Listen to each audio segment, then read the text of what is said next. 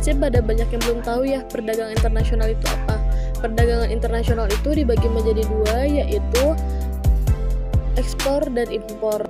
Impor adalah kegiatan memasukkan barang dari luar negeri ke dalam daerah pabean suatu negara. Daerah pabean suatu negara merupakan seluruh wilayah Republik Indonesia yang terdiri atas daratan, perairan, udara, serta daerah yang masuk ke dalam ZEE dan landasan kontinen. Ekspor adalah kebalikannya dari impor, bahwa ekspor adalah kegiatan mengeluarkan barang dari daerah pabean. Adapun manfaat perdagangan internasional antara lain: 1. Memperoleh barang yang tidak diproduksi di dalam negeri. 2. Sumber devisa negara. 3. Transfer of teknologi. 4. Menjaga stabilitas harga. Yang pertama ada sumber devisa negara. Adalah semua benda yang dapat digunakan sebagai alat pembayaran luar negeri dan dapat diterima di dunia internasional. Istilah devisa mengacu pada kepemilikan dan kegiatan memperdagangkan valuta asing. Yang kedua ada transfer of teknologi. Barang-barang yang datang dari luar negeri mengharuskan masyarakatnya untuk memahami atau mempelajari mulai dari penggunaan, peraturan hingga komponen barang. Yang ketiga ada menjaga stabilitas harga. Seperti diketahui bahwa harga akan cenderung naik apabila jumlah barang yang tersedia lebih sedikit dari permintaan. Stabilitas perekonomian menciptakan stabilitas harga karena perekonomian yang stabil mampu menyebabkan biaya yang rendah atau terjangkau bagi masyarakatnya. Ada pula faktor pendorong perdagangan internasional.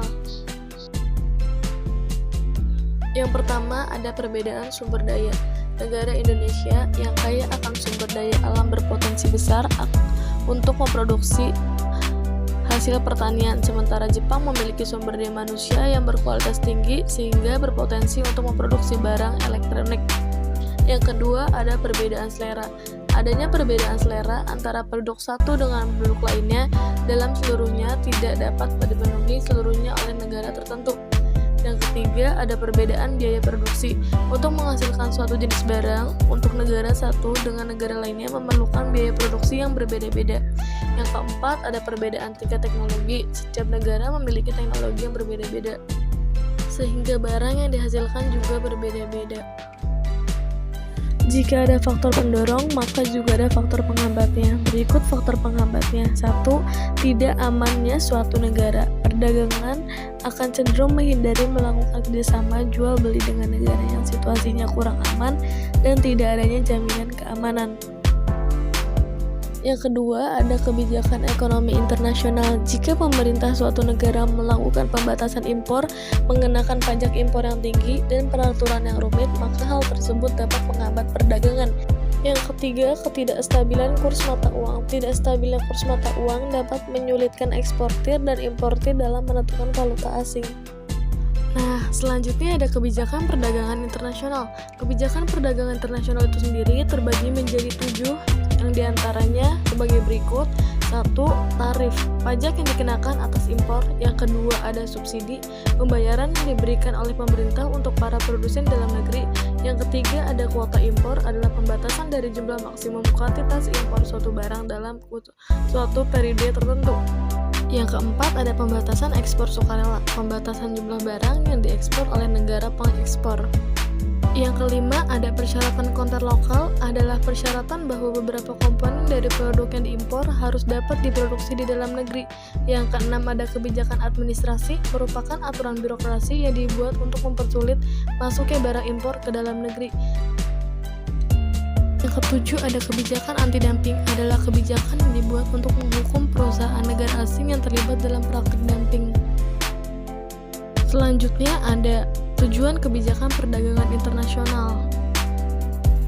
Tujuan sendiri terbagi menjadi dua, yaitu tujuan politik dan tujuan ekonomi.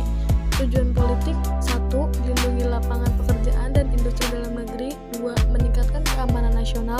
3. Melindungi pelanggan hak cipta oleh negara lain. 4. Melindungi konsumen. 5. Melindungi tujuan kebijakan luar negeri. 6. Melindungi hak asasi manusia. Tujuan ekonomi diantaranya 1. Mendorong perkembangan industri baru. 2. Meningkatkan pendapatan nasional. 3. Membantu perusahaan dalam negeri masuk ke pasar yang dikuasai perusahaan-perusahaan asing. Selanjutnya ada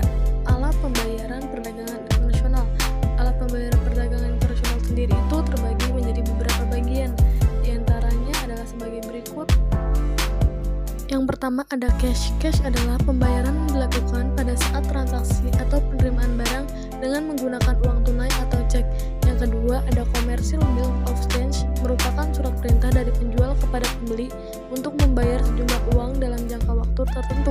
Yang ketiga ada letters of credit atau LC, merupakan surat yang dikeluarkan oleh bank atas nama penjual atau importir untuk menyediakan dan melakukan pembayaran sejumlah uang tertentu kepada pihak ketiga. Dalam hal ini adalah penjual atau eksportir. Selanjutnya keempat ada private compensation, yang kelima ada open account. Selanjutnya ada neraca pembayaran. Neraca pembayaran sendiri itu apa sih? Neraca pembayaran dalam perdagangan internasional itu adalah catatan yang sistematis tentang transaksi ekonomi internasional antara penduduk negara itu dengan penduduk negara lainnya dalam jangka waktu tertentu loh.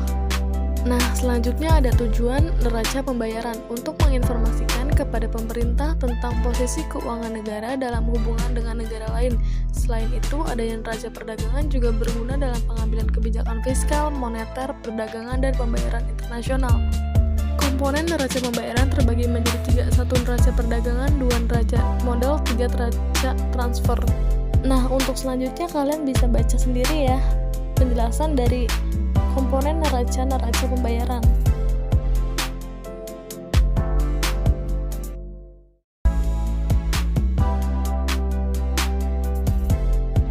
Nah, materi yang terakhir ada devisa perdagangan internasional. Apa sih devisa perdagangan internasional itu? Devisa adalah semua barang yang dapat digunakan sebagai alat pembayaran luar negeri dan dapat diterima di dunia internasional, yang biasanya pada dalam pengawasan otoritas moneter, yaitu bank sentral. Dalam perdagangan internasional, devisa berbentuk valuta asing. Ada pula fungsi-fungsi devisa, yang pertama sebagai alat pembayaran luar negeri, yang kedua alat membayar cicilan utang luar negeri dan bunganya, serta transaksi internasional lainnya. Yang ketiga sebagai penjamin nilai rupiah. Nah, selanjutnya ada jenis-jenis devisa. Jenis-jenis devisa terbagi menjadi dua, yaitu devisa umum dan devisa kredit. Nah, selanjutnya ada sumber devisa. Sumber devisa terbagi menjadi empat, yaitu sumber kegiatan ekspor, dua hibah atau pembelian dari negara lain. Yang ketiga ada tenaga kerja Indonesia atau TKI. Yang terakhir ada sektor pariwisata. Nah, cukup sekian penjelasan dari saya. Semoga penjelasan saya cukup mudah untuk dipahami dan video saya dapat membantu dan menjawab pertanyaan Anda tentang perdagangan internasional. Audio Jungle.